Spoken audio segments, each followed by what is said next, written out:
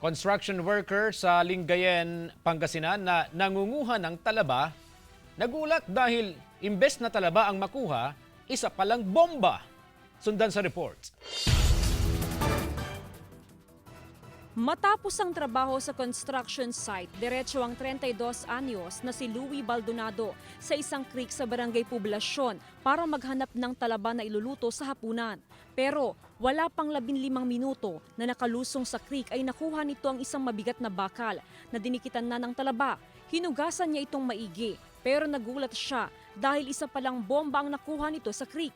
Agad niyang tinawag ang ilang kasamahan at dali-daling inireport sa pulisya ang natagpo ang bomba. Nakapa namin dito sa ilog. Malaki sir o paano? Malaki din matang.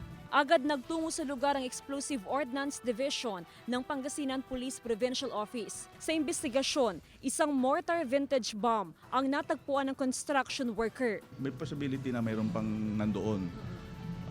Hindi natin naalis yun. So, in-instruct namin sila na stop muna. At ang EOD ang check doon.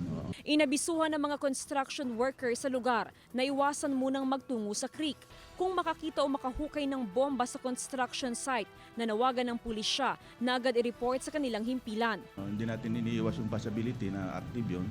Kaya tumawag nga tayo ng EOD. Ipinasakamay ng Lingayen Police ang natagpo ang vintage bomb sa EOD ng Pangasinan PPO para sa tamang disposisyon. Kasama si Jing Dakanay, ako si Jasmine Gabriel-Galban, naghahatid ng Balitang Amianan.